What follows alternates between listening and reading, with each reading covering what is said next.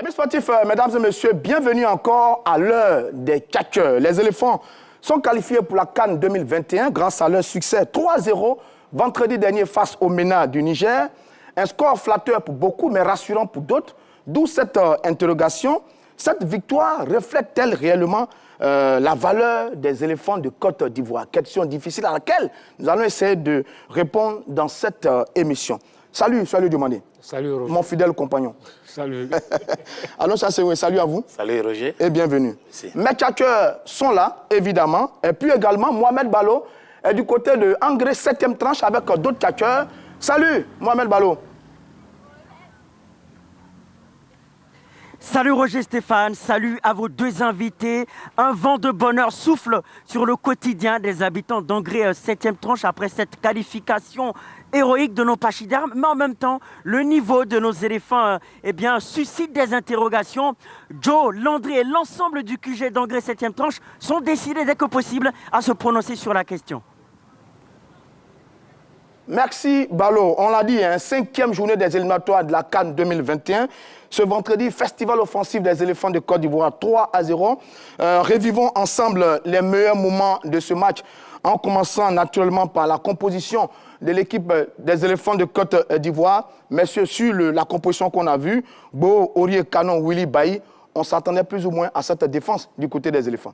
Oui, absolument. C'est la défense à 4 têtes que j'avais présenté vendredi passé en disant que devant Bo, Aurier à droite, Willy, Eric et Canon.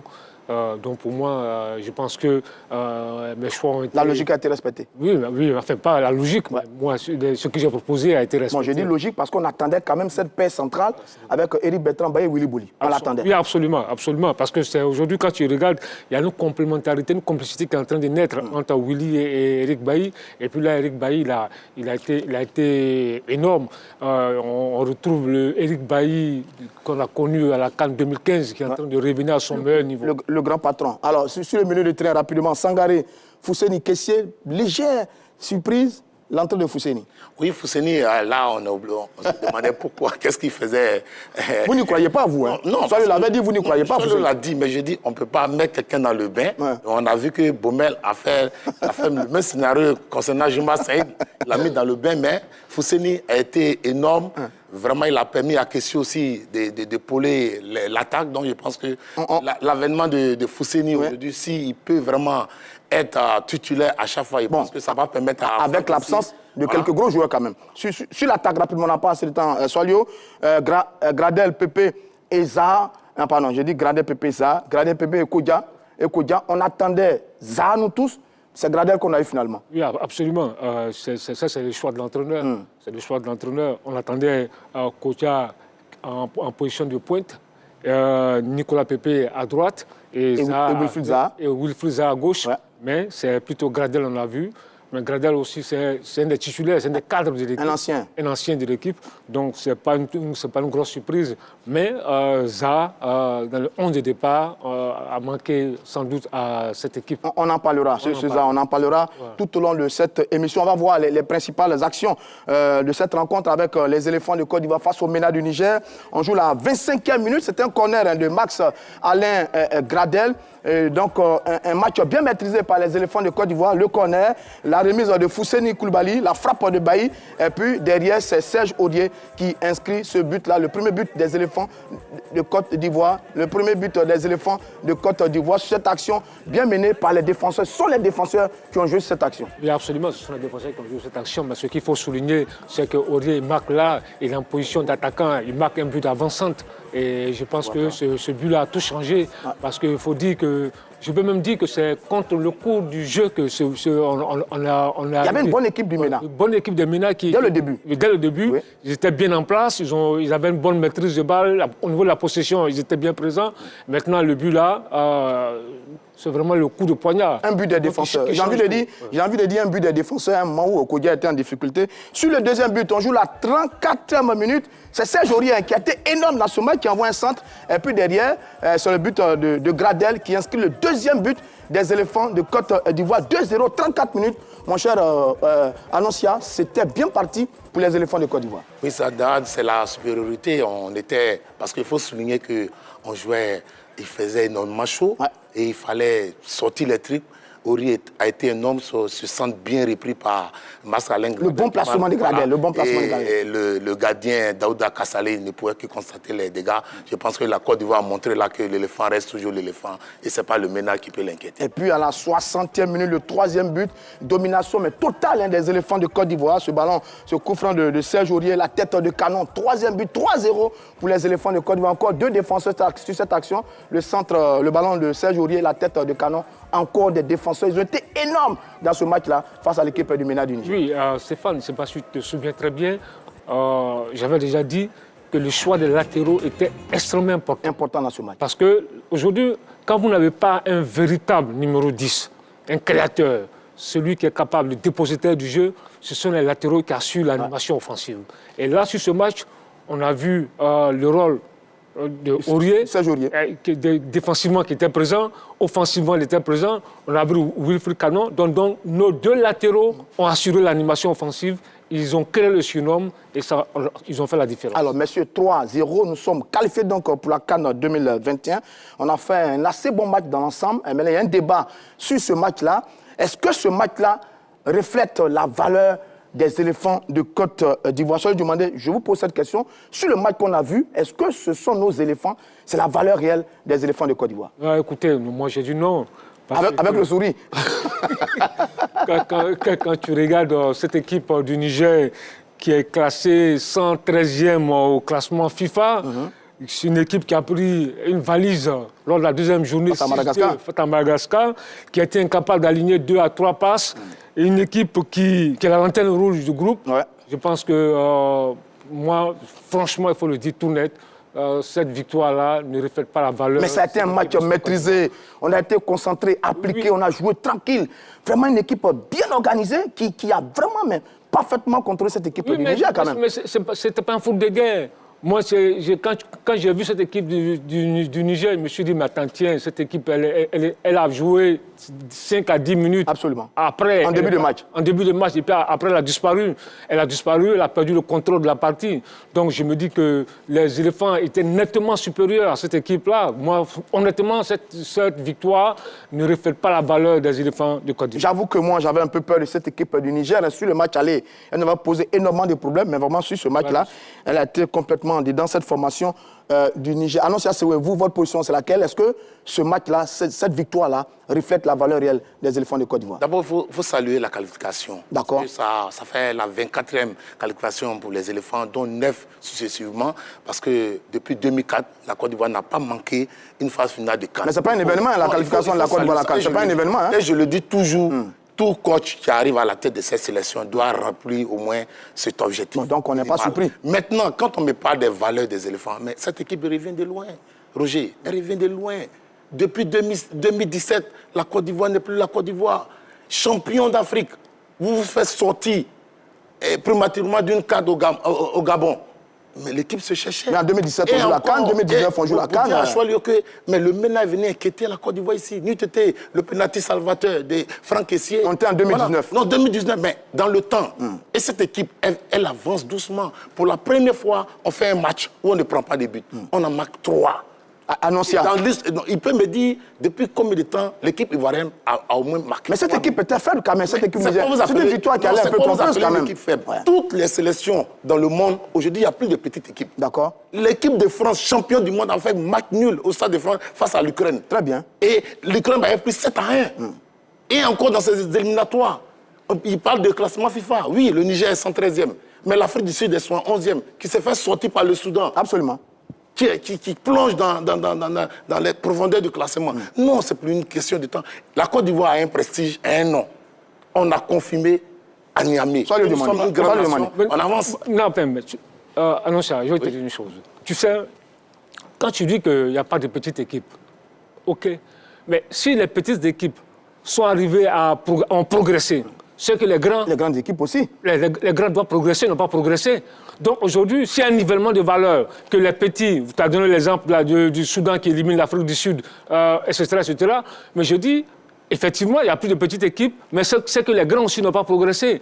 Quand tu dis que le Niger est venu inquiéter la Côte d'Ivoire, effectivement... On était en 2019, il y a longtemps quand même. Le Niger a inquiété la Côte d'Ivoire à domicile au Salford Boigny. Mais face à qui?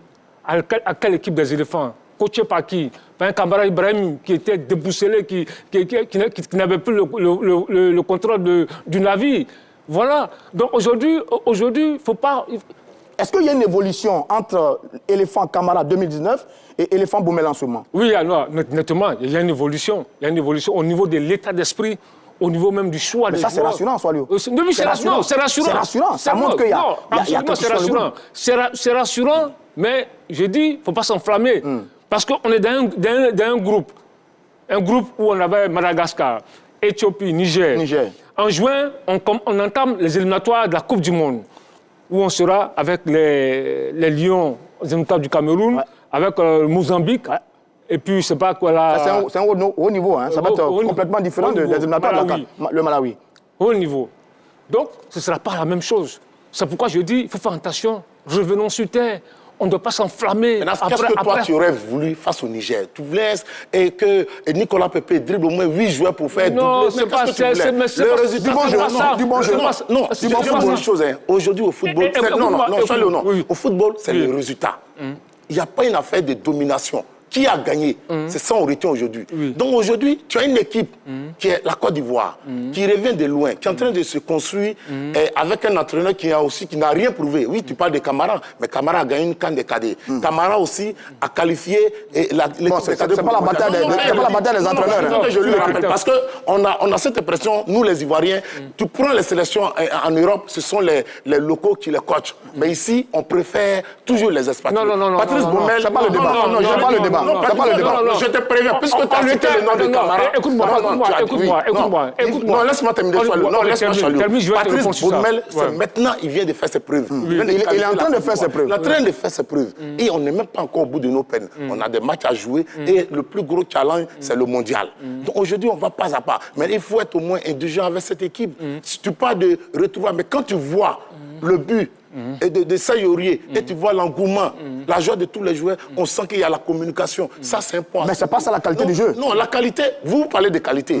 Mais j'ai demandé à Soilio, est-ce que lui, il a joué au football? Il peut faire 10 jours. Répondez à la question. Vous pouvez faire 20 jours? Parce que quand vous êtes assis souvent, aujourd'hui, on est assis sur un plateau, bien climatisé, tout est bien. Un fauteuil doué, tu es bien habillé, bien chic. C'est bien beau. Mais imagine des footballeurs qui jouent en Europe, ils viennent, ils vont au Niamey, un terrain rugueux, il fait chaud, 40 à 42 degrés. Ils gèrent un match. Le milieu est sécurisé. Parce que les gars étaient étouffés tactiquement. D'accord, très bien. Et on met 3-0. Très bien. Que non, il n'a pas tout à fait tort quand même. Qu'est-ce que tu veux faire à la limite? Calme-toi, écoute-moi. Tu sais, je vais te dire une chose. D'abord, tu as posé une question. Est-ce que j'ai joué au football? Oui, j'ai joué au football. Bon, c'est pas ça le sujet. Non. J'ai joué au football. Peut-être que je n'ai pas joué au haut niveau, mais j'ai joué au football. D'accord, ça c'est une révélation. Ça c'est une révélation. Ceux qui m'ont connu à Dabou savent que j'étais un très bon joueur. À la prochaine émission, tu feras 20 jongles. Bon, d'accord, monsieur. Allez, soyons sérieux. Mais jongler. Non, revenons au sujet. Quand Ronaldo si. Non, quand Ronaldo si. À la Juventus de Turin, on lui donne un ballon. Et puis, c'est pas le sujet, monsieur. Revenons au sujet. Soilio, bon footballeur. Éléphant. Il y a des filles même qui jonglent bien. Soilio, éléphant. Sur la qualité du jeu, à un certain moment, quand même, on a vu un bon groupe, la confiance, la solidarité. On a senti ça dans cette équipe des éléphants. Quand tu dis qu'on veut que Nicolas Pepe dribble, c'est pas de ça qu'il s'agit. Moi, je parle de l'expression collective. Absolument. Je parle de l'expression collective. Une équipe, ce n'est pas des individualités. C'est d'abord, je l'ai dit la dernière fois à l'émission, c'est un groupe. Vous n'avez pas senti un groupe en confiance? Une équipe en confiance? Mais quand tu as en face un adversaire qui est faible, voilà le problème. Voilà cette faiblesse. Écoute-moi bien. Au niveau de l'animation offensive des éléphants, tu étais satisfait de l'animation offensive? Tu étais satisfait?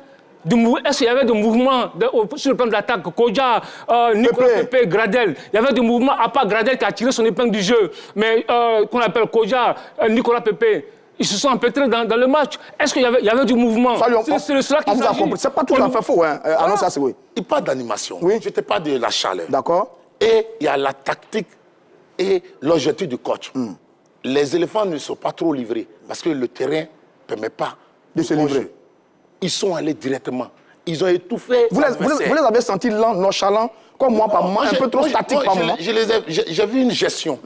Parce qu'en face, on a vendu trop le MENA parce qu'il pouvait nous inquiéter en référence au match. Et puis, à l'extérieur, on n'arrivait plus à gagner. On a été battu en Éthiopie, on a été contré en nul à Madagascar. Oui. Donc, face au MENA, il fallait jouer son va-tout. Il fallait gérer. Maintenant, quand il parle d'animation, je dis, nous sommes en construction. D'accord. Et quand tu sais d'où tu viens, tu prends... Mais l'élément clé qu'il a sorti, est-ce que Kodja, Pepe, Zaha, le match qu'ils nous ont sorti là, on est capable de le jouer face à une grosse équipe comme le Nigeria, le Cameroun ou l'Algérie, sans être inquiété véritablement, avec ce qu'on a vu sur le bastion offensif? Vous savez, Roger, chaque match a ses réalités. D'accord. Vous avez vu la CAN 2019, Choilu, il y était. Très bien. En Égypte. Quand on a affronté l'Algérie, c'est au tir au but que l'Algérie nous a éliminés. Mais les Ivoiriens... Ils ont fait un bon match. On a fait un bon match. Pendant qu'on tâtonnait, mais ils ont fait un bon match. D'accord. Très bien. Est-ce qu'on est allé en finale? D'accord. Donc c'est pour dire, on peut jouer même la France. Tout dépend du schéma qu'on met. Donc pour vous, les éléphants... On a vu que Zaha était sur le banc. Pourquoi? Peut-être que Zaha ne pouvait pas... Parce que souvent... On a assis, on ne sait pas ce qui se passe à l'entraînement. Quels sont les joueurs qui ont montré qu'ils peuvent affronter? Très bien. Salut, rapidement avec vous avant de retrouver Balo. Tu sais, quand tu dis que... Moi, je parle pas de la victoire. Parce que l'essentiel, effectivement, tu me dirais que c'était la qualification. On est d'accord là-dessus. Okay. Mais moi, je me dis, moi, je parle du jeu. Okay. Le football produit, la qualité du jeu. Moi, c'est le jeu. Parce que je compare pas cette équipe de Côte d'Ivoire au MENA, à Madagascar, à l'Éthiopie. C'est pas ça mon problème. Mon problème, demain, quand on va croiser le Cameroun, le Sénégal, le Nigeria, l'Algérie, le Pharaon d'Égypte, un niveau, des équipes qui sont capables de hausser leur niveau de jeu, c'est là mon inquiétude. Okay. Parce que quand tu regardes bien, on fait tourner le ballon. Lentement d'ailleurs. Lentement. Ouais. Et ça permet à l'adversaire de se replacer. Mais tu penses que face à une bonne équipe qui est bien en place, comme le Maroc, qui joue bloc bas, qui est capable de se projeter, on aura des difficultés. D'accord. Allez, messieurs. Voilà. Alors, messieurs, on fait une pause ici en plateau. On va retrouver Mohamed Balo du côté de Angré, 7e tranche. On va prendre avec lui l'avis de ses tchatcheurs sur ce sujet. Balo, le ballon est à vous. C'est à vous de jouer. Oui, comme annoncé, Roger Stéphane, eh bien, ça suscite plusieurs interrogations. Cette qualification des éléphants, eh bien, Joe, cette victoire reflète-t-elle le niveau réel des éléphants? Bon, pas le niveau réel des éléphants, mais je peux dire que je suis fier de mon équipe. Parce que par rapport au premier match, on a trop tâtonné par rapport au premier match. Mais le 5e match des éléphants, le match que moi j'ai regardé hier, j'étais fier de mon équipe. Parce que j'ai vu des éléphants concurrents, j'ai vu des éléphants aller chercher le ballon. J'ai vu des éléphants qui en voulaient. Et puis, ça s'est démontré par rapport à ce qu'on a vu. Oui, en fait, moi je ne suis pas d'accord parce que les éléphants n'ont pas produit le jeu qu'ils devaient produire. C'est au contraire les MENA du Niger qui n'étaient pas au top. C'est eux qui n'avaient pas de tactique convaincante à proposer. C'est eux qui n'avaient pas de technique à apporter pour pouvoir battre les éléphants. Sinon, les éléphants n'avaient pas le niveau réel qu'il fallait pour démontrer vraiment aux spectateurs qu'ils méritent.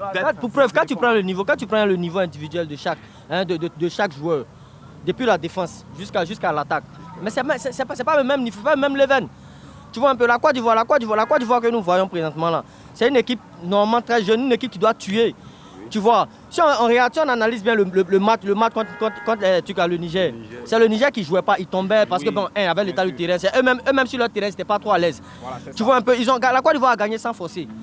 Si tu vérifies même, tu vas voir peut-être ne pas transpirer. Oui, c'est ça. Donc, parce que en réalité, c'est ce que je reviens encore pour dire que c'est parce que les Nigériens... Ils ont transpiré, ils ont tout donné. C'est avec le même Niger qu'on a joué, si on les a gagnés 1-0 sur penalty.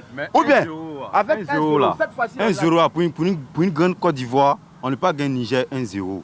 Normalement 3-0, mais 4-0. C'est 8 même. C'est pas débat. Moi, je me disais, pour que moi, je devais féliciter les éléphants à travers le match qu'ils ont donné, la prestation qu'ils ont donnée hier, ça devait être au moins 7. Parce que 3 à la première mi-temps, 3 à la deuxième mi-temps et pour prouver... Mon ami, c'est pas mon ami, tu oublies une chose aussi. Le MENA du Niger, si tu te rappelles, en 1994, le même MENA du Niger, en 1994, avec la Blaise Traoré, on les a gagnés 5-3 au Burkina. Donc c'est pas une petite équipe aussi. Le football, tout le monde, actuellement, tout le monde au même niveau. Tout le monde. Et puis l'équipe de Côte d'Ivoire, actuellement, l'équipe de la Côte d'Ivoire est très jeune. On a de nouveaux joueurs, très jeunes. Donc c'est maintenant ça vient. La mayonnaise est en train de prendre. Donc calmez-vous. Soyez fiers de votre équipe. Je peux dire un truc qui est clair. C'est que lui il peut dire actuellement la Côte d'Ivoire a de nouveaux joueurs. Prends un exemple simple. Hein. Tu prends peut-être Diallo Amad qui arrive maintenant qui arrive à Manchester. Est-ce qu'il a fait la formation à Manchester? Mais quand il rentre, il arrive à s'exprimer. C'est comme ça. C'est un joueur de maintenant arrive il y a des automatismes non, tu vois non? Qui existent. Oui, donc quand tu regardes un peu l'équipe nationale de Côte d'Ivoire qui joue. Il est arrivé quand Amad que tu parles de. C'est notre Amad, c'est pas mon Amad, c'est notre Amad. Voilà. Notre Amad, il est arrivé quand en sélection? Il a fait combien d'entraînements avec les éléphants? C'est un exemple je donne. Mais l'exemple de Manchester que tu prends là, Manchester là, tous les jours ils s'entraînent. Les éléphants, non. Gaulle, moi je suis pas d'accord avec vous. Je suis pas d'accord avec vous. Même s'ils s'entraînent à l'équipe première. C'est un exemple simple. La Côte d'Ivoire que tu vois, à part quelques pions qui viennent d'intégrer là, c'est le même noyau. C'est le même noyau. Le même noyau. Oh là là, on a perdu Balo. On va le retrouver dans quelques instants pour la conclusion de ces tchatcheurs. Ils ont bien raison, hein, c'est notre Amad. Hein, c'est l'Amad, le joueur de toute la Côte d'Ivoire.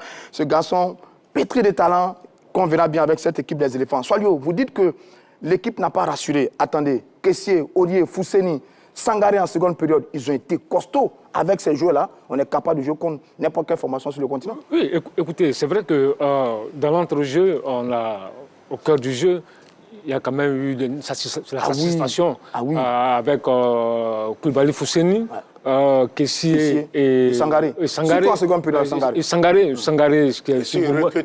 moi qui me rappelle un peu Yaya Touré. Bon, par exemple, Koulibaly Fousseni, vous avez vu, à l'époque, on a demandé aux gens de l'essayer. Et Serge Aurier aussi. Oui, on a demandé aux gens de l'essayer. Essayez-le, on va voir. D'accord. Quand même, quelqu'un qui gagne 2 Ligues des Champions avec l'Espérance de Tunis, qui est à plusieurs reprises élu meilleur étranger du football tunisien. D'accord. Mais, on a bien compris. Mais bizarrement, des gens nous ont attaqués. Ouais. On a traité de tous les noms d'oiseaux. D'accord. Et c'est ces mêmes gars-là aujourd'hui qui donnent des leçons aux gens. Très bien. Alors qu'eux, c'est les vrais fossoyeurs du football. Annoncia, sur la prestation des éléphants, c'est vrai qu'il y a eu du bon, 3 buts. Mais le match que vous avez vu là, est-ce que dans l'ensemble, si on a une équipe comme l'Égypte, le Cameroun, le Nigeria, l'Algérie, le Maroc, on peut espérer voir un tel résultat? Non, parce que toute la question est là. Hein. Non, je le dis. Et comme on a suivi l'élément tout à l'heure, l'équipe en reconstruction, on vient de loin. Ça, si on a compris ça, on peut avancer. Maintenant, tout match a ses réalités. On ne peut pas prédire une victoire, une défaite. Mais c'est face à face. Mais pourquoi ils n'arrivent pas tous à bien jouer en même temps? Il y a des bons, il y a des lents. Pourquoi on n'a pas cette harmonie d'ensemble sur les matchs des éléphants? Quelqu'un l'a dit tout à l'heure. Oui. En club, les joueurs s'entraînent régulièrement. Mais vous avez vu le regroupement. Patrice Baumel a commencé avec 2-3 joueurs. Avec la circulaire 1749 de la FIFA.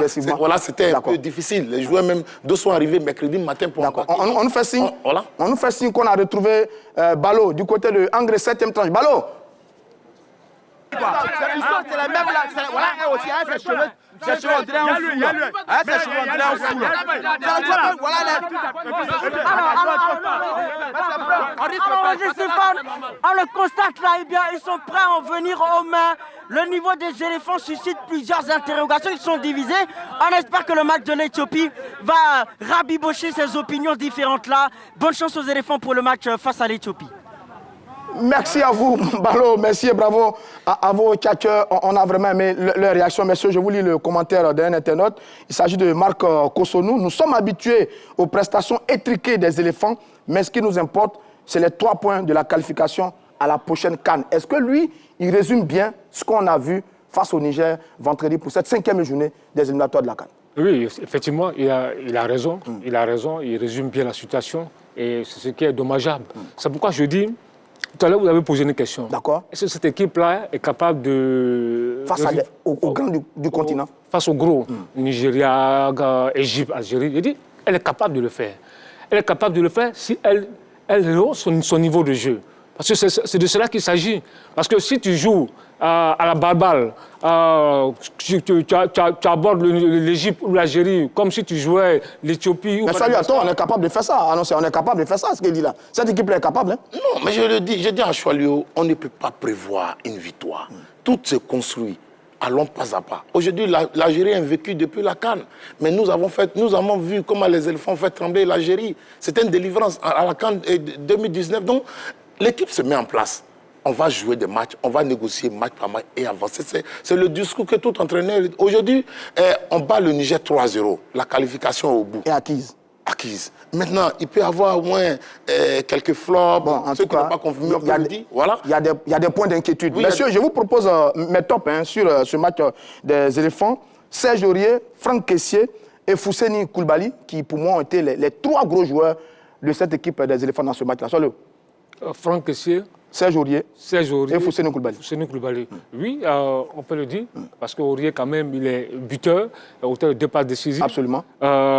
Sangaré, qui a été énorme. Quel travailleur, ce Sangaré. Oh là là. Moi, on l'a découvert, on l'a tous découvert à la CAN 2019. En quart de finale face à l'Algérie. Contre l'Algérie. Absolument. Il avait joué 60 minutes, mais là, on l'a vu, il avait bonifié le jeu des éléphants. Et le match de la 4e journée face à Madagascar. Donc, ça vous dit qu'il est en train de s'imposer durablement dans cette équipe des éléphants de Côte d'Ivoire. Maintenant, Franck Kessié, c'est... Bon, lui, c'est le futur ballon d'or. Bon, okay, africain. Mais c'est vous qui le dites. Oui, je pense. C'est possible. Quel joueur? Alors, sur mes flops, Annoncia Sewé, Kodja, Pépé, Zaha, vous êtes d'accord avec moi? Non, Kodja, il n'a pas eu de ballon. Il était dans le même registre que Wilfried Zaha. Il est inquiétant, Kodja. Non, Kodja n'est pas inquiétant, mais quand tu joues en neuf, tu n'as pas de ballon. Tu fais quoi? C'est ça, la problématique. On avait Jouma Saïd aussi, privé de ballons. Donc aujourd'hui, est-ce que la Côte d'Ivoire va jouer sans numéro 9? C'est ça. Pépé, rapidement, Pépé. Lui, danse trop. Non, Pépé, vous savez, Pépé, le corner qui envoie le but, la remise de Fousseni, le tir instantané d'Eric Bailly. Et puis, Sayorier qui est en embuscade, qui est un renard de ce match. C'est beau, il a fait un centre, il a donné ce qu'il pouvait donner. Donc maintenant... Et puis Zaha qui prend un carton, j'ai pas envie de dire idiot, mais un carton vraiment inutile, quoi, dès qu'il rentre sur le terrain. Non, c'est possible, ça arrive. D'accord. Je vous ai parlé de la chaleur, au jeu 42 degrés, c'est possible. Mais je me dis, Zaha a opté pour la sélection ivoirienne. Il y aura des matchs où il va nous faire rire. On a vu Salomon Kalou, on a vu plus. Bon, on attend de voir ça. On attend de voir ça. Ça ne vient pas du tout. Mais il a joué quelques minutes. Peut-être qu'il pourra vous faire rire face à l'Éthiopie, on ne sait jamais. Alors, messieurs, sur l'avenir des éléphants, avant le match face à l'Éthiopie, 6e journée, est-ce qu'on peut vraiment avoir confiance à cette équipe sur la CAN qui vient? Parce que c'est fait maintenant. Est-ce qu'on peut vraiment avoir confiance à Baumel, à son travail, à cette équipe par rapport à la CAN qui vient? Si. On n'a plus assez de temps, Soilé. Si, effectivement. Moi, je pense que, comme je l'ai dit, j'ai dit qu'on a un vivier assez important. On a une qualité de joueurs. Franchement, moi je dis, la Côte d'Ivoire, on n'a rien envié à quelqu'un. Aucune nation. On a les joueurs qu'il faut. On a les joueurs qu'il faut. Maintenant, tout va dépendre maintenant du management. Absolument. Tout va dépendre maintenant du choix des hommes. Tout va dépendre du choix tactique. Tout va dépendre de comment Baumel va maîtriser son groupe, son vestiaire. Parce que ça, c'est très important. Bien. Allez, Baumel, on continue le travail. Face à l'Éthiopie, on doit faire tourner, on garde le même groupe. Ou on doit faire tourner le dernier match face à l'Éthiopie? Il a la latitude parce que je sais que le président, l'ex-président Sidi Diallo, il n'a pas pu suivre le match des éléphants face à Madagascar parce que malade et après il décède. Les joueurs lui ont rendu hommage en se rendant. Un très beau geste. Un très beau geste. Je pense que pour l'esprit qu'il a inculqué, ils se doivent de gagner ce match puisque l'Éthiopie nous avait battu 2-1. C'est maintenant aux éléphants de prendre leur revanche. Je pense qu'il faut aligner la meilleure équipe possible et rassurer ceux qui doutent de cette équipe. Et dire à Choilou demander, Choilou a souligné un truc. Rapidement. Il faut que le comité de normalisation définisse l'objectif. Parce que ça a été un problème avec le comité exécutif tu es parti. D'accord. On n'a jamais dit, allez-y, à ces CAN, atteignez les quarts de finale, les demi-finales, la finale. On dit non, préparer une équipe compétitive pour la CAN. Certainement, l'un des futurs sujets de l'heure des tchatcheurs. On aura le temps de parler du comité de normalisation à la tête de la Fédération ivoirienne de football. Amis sportifs, c'est la fin de l'heure des tchatcheurs de ce jour. Merci, soyez demandé. Merci à Nonsi Assebo, vous avez fait de très belles analyses. On se retrouve mercredi prochain pour un autre numéro de l'heure des tchatcheurs.